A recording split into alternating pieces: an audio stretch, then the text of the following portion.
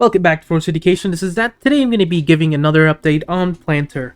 Now, I haven't covered this one in Palantir for a while. The ticker goes PLTR. If you'd like to watch my previous videos, you'll find it in the description below. Make sure to drop a like to this video to help this channel grow, subscribe, and leave notifications on. And let's jump right into this one. So, Palantir. This one here, if you haven't seen it before, well, 3 different programs, Foundry, Gotham, and Apollo.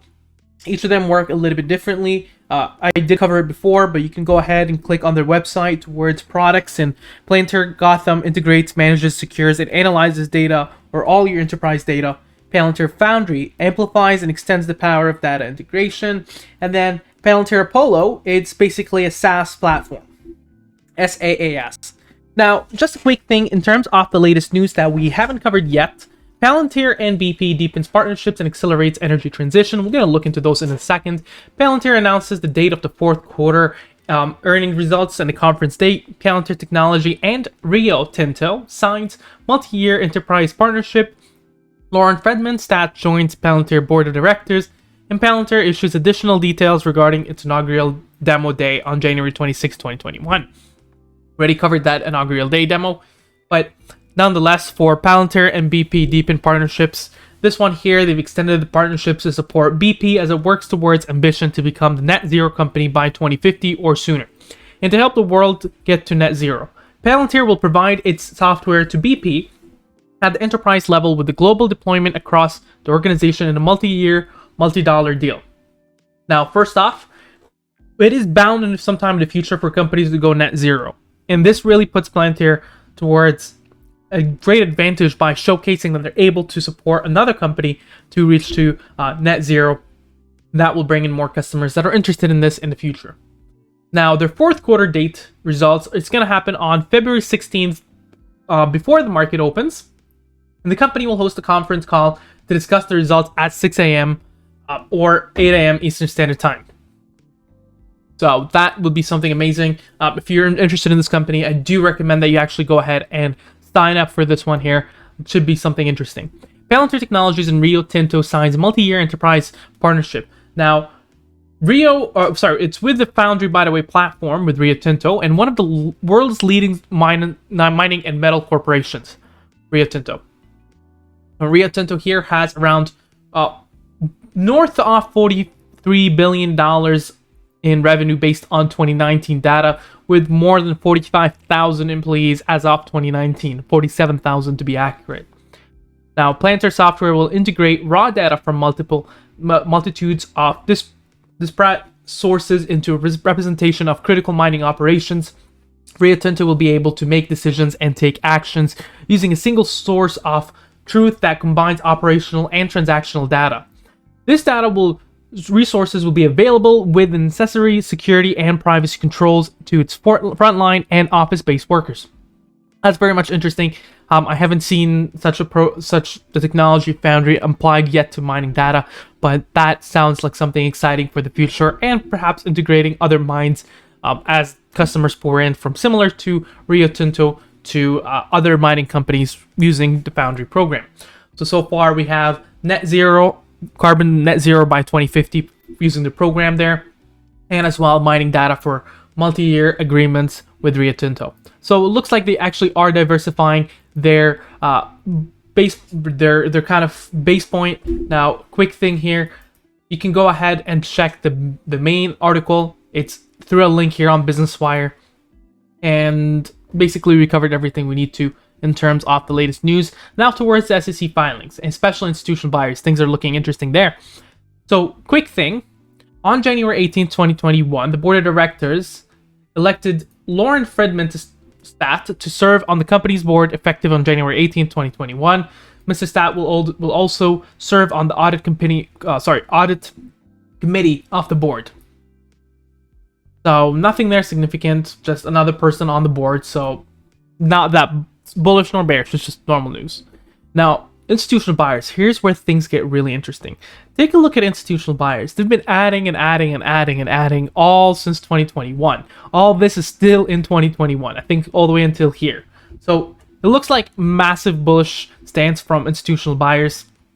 And from the 13G filing, Sampo Holdings took 7.3% of the entire company at almost 110 million shares.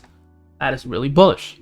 Now, insider buyers, yes, Carp Alexander has been selling here and there, but nothing significant, nothing new. It's been like that for a while. They've been selling for a while. I mean, these guys just became millionaires, so... Well, not became, but they're a lot richer now. So, yeah. It's normal for them to sell some shares. Now, before moving forward, we're going to go to our technical analysis. But please, please, please, make sure you actually drop a like to this video and subscribe. It helps my channel a ton. If you would like to join our Discord, you can feel free to do so. It's more of a chat room there. Now, on a one-day perspective, things are looking pretty interesting. ADX perspective, we get to see that it still hasn't reached above the 50 point yet, where you can expect pullbacks.